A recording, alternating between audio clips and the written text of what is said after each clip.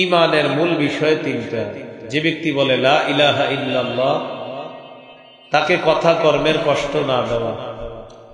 যে ব্যক্তি বলে লা ইলাহা ইল্লাল্লাহ, গুনাহের কারণে তাকে কাফের না বলা। যে ব্যক্তি বলে লা ইলাহা ইল্লাল্লাহ, সাধারণ কোন আমল দেখেই তাকে ইসলাম থেকে বের করে না দেওয়া। এই হলো ঈমানের মূল তিন বিষয়। এরপর রাসূলুল্লাহ সাল্লাল্লাহু আলাইহি সাল্লাম বলেন, ওয়াল জিহাদু মাযিম মুনযু বা'আসানি আল্লাহ ইলা আন ইউকাতিলা আখির উম্মতি আল মাসীহ আদ-দাজ্জাল। যেদিন থেকে আল্লাহ আমাকে নবী বানিয়েছেন, সেদিন থেকে জিহাদের বিধান চালু আছে, এটা থাকবে। আমার উম্মতের শেষ দলটা দাজ্জালের সাথে লড়াই করা পর্যন্ত জিহাদের বিধান বলবৎ থাকবে। লা ইউবতিলুহু জাওরু জাইরিন ওয়ালা আদলু আদিলিন। কোন জালেমের জুলুম, কোন বিচারকের রায়, কোন বিচারকের বিচার জিহাদের বিধান বাতিল করতে পারবে না। কোন দেশে যদি বিচারপতি রায় দেয় এই দেশে জিহাদ নিষিদ্ধ, মুসলমানরা পাল্টা বলে দিতে হবে, তোমার রায় জিহাদ নিষিদ্ধ হবে না, তুমি নিষিদ্ধ হয়ে যাবা। লা ইউবতিলুহু জাওরু জাইরিন ওয়ালা আদলু আদিলিন। আমি আপনাদের সামনে সূরাতুত তাওবার 111 নম্বর আয়াতে কারিমা তেলাওয়াত করলাম। এই আয়াতে আল্লাহ তাআলা 5টি বিষয়ে কথা বলেছেন। ক্রেতা, বিক্রেতা, দ্রব্য, মূল্য, বাজার।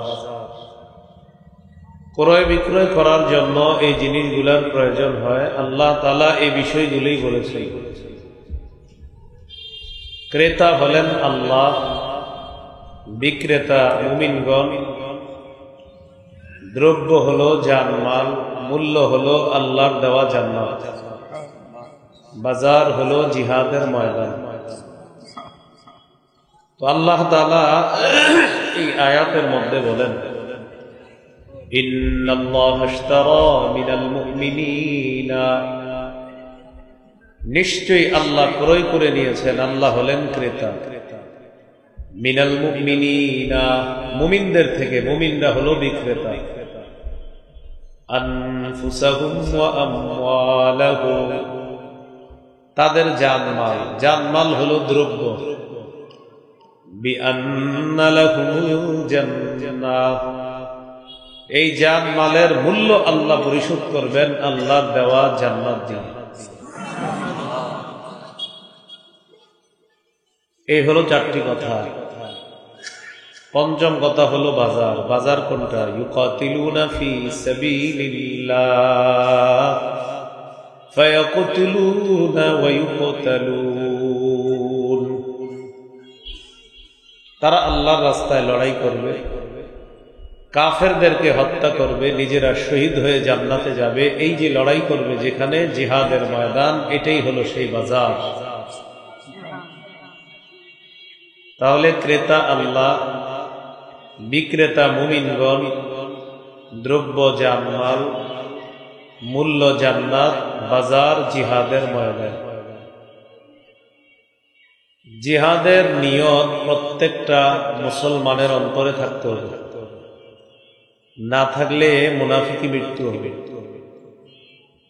সহিহ মুসলিমের বর্ণনা 1910 নম্বর হাদিস। قال رسول الله صلى الله عليه وسلم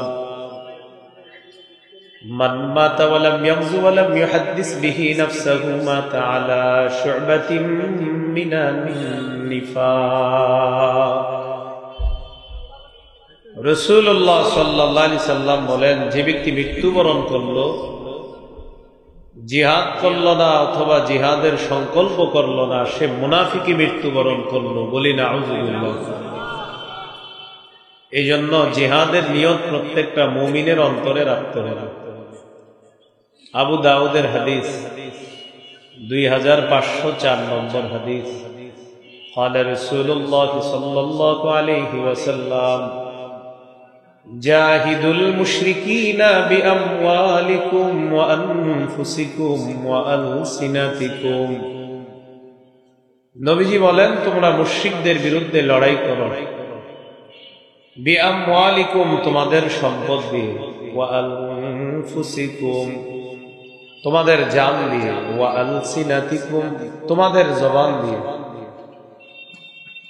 হাদিসের মধ্যে রাসূলুল্লাহ সাল্লাল্লাহু আলাইহি সাল্লাম বললেন মুশরিকদের বিরুদ্ধে লড়াই করো সম্পদ দিয়ে, জান দিয়ে এবং জবান দিয়ে। বর্তমানে আমরা 90 ভাগের বেশি মুসলমান এ দেশে বসবাস করি।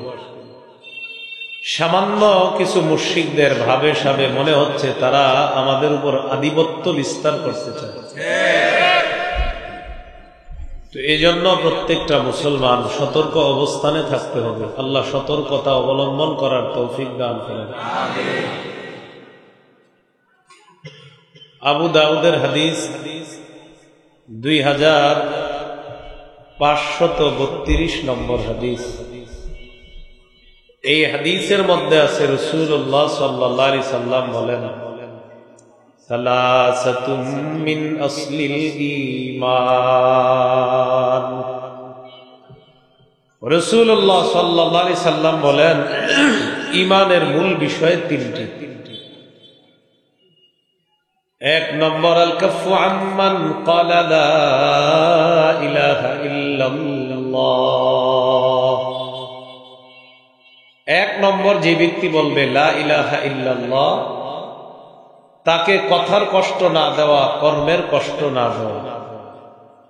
দুই নম্বর ওয়ালা নুকাফিরুহু বিযামবিন, যে ব্যক্তি বলবে লা ইলাহা ইল্লাল্লাহ কোন গুনাহের কারণে তাকে কাফের না বলা। তিন নম্বর ওয়ালা নুখরিজুহু মিনাল ইসলামি বিআমালিন, যে ব্যক্তি বলে লা ইলাহা ইল্লাল্লাহ এমন ব্যক্তিকে কোন আমলের কারণে ইসলাম থেকে বের করে না দেওয়া। ঈমানের মূল বিষয় তিনটা। যে ব্যক্তি বলে লা ইলাহা ইল্লাল্লাহ তাকে কথা কর্মের কষ্ট না দেওয়া। যে ব্যক্তি বলে লা ইলাহা ইল্লাল্লাহ গুনাহের কারণে তাকে কাফের না বলা। যে ব্যক্তি বলে লা ইলাহা ইল্লাল্লাহ সাধারণ কোন আমল দেখি তাকে ইসলাম থেকে বের করে না দেওয়া। এই হলো ঈমানের মূল তিন বিষয়। এরপর রাসূলুল্লাহ সাল্লাল্লাহু আলাইহি সাল্লাম বলেন ওয়াল জিহাদু মাযিন মুনযু বা'আসানি আল্লাহ ইলা আন ইউকাতিলা আখির উম্মতি আল মাসীহ আদ-দাজ্জাল।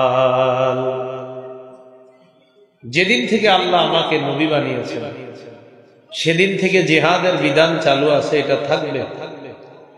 আমার উম্মতের শেষ দলটা দাজ্জালের সাথে লড়াই করা পর্যন্ত জিহাদের বিধান বলবৎ থাকবে। লা ইউবতিলুহু জাওরু জাইরিন ওয়ালা আদলু আদিলিন, কোন জালেমের জুলুম, কোন বিচারকের রায়, কোন বিচারকের বিচার জিহাদের বিধান বাতিল করতে পারবে না। কোন দেশে যদি বিচারপতি রায় দেয় এই দেশে জিহাদ নিষিদ্ধ, মুসলমানরা পাল্টা বলে দিতে হবে তোমার রায় জিহাদ নিষিদ্ধ হবে না, তুমি নিষিদ্ধ হয়ে যাবা। লা ইউবতিলুহু জাওরু জাইরিন ওয়ালা আদলু আদিলিন। এই জন্য জিহাদের মানসিকতা সবাইকে রাখতে হবে। প্রত্যেকটা মুসলমান জিহাদের বিষয়গুলা লালন ধারণ পালন করতে হবে। মা বোনদেরকে জিহাদের বই পড়তে দিন, সন্তানদেরকে যেন জিহাদের মানসিকতায় বড় করতে পারে। কারণ আমাদের মুসলমান, বিশেষ করে বাংলাদেশের মুসলমানদের হালাত এই হয়ে গেছে, নামাজ রোজা হজ যাকাতের ওয়াজ হইলে সুবহানাল্লাহ আলহামদুলিল্লাহ ঠিক আছে, জিহাদের আলোচনা শুনলে অনেক অভিভাবক ইন্নালিল্লাহ বলে, এগুলো আবার কি কথা। এই জন্য প্রত্যেকটা মা বোন যারা আছে জিহাদের বিষয়ে তাদেরকেও সচেতন সজাগ করে তুলতে হবে। আল্লাহ তাআলা আমাদেরকে কথাগুলা মনে রাখার তৌফিক দান করেন। আমিন। আবু দাউদের হাদিস 2484 নম্বর হাদিস, 2484 নম্বর হাদিস।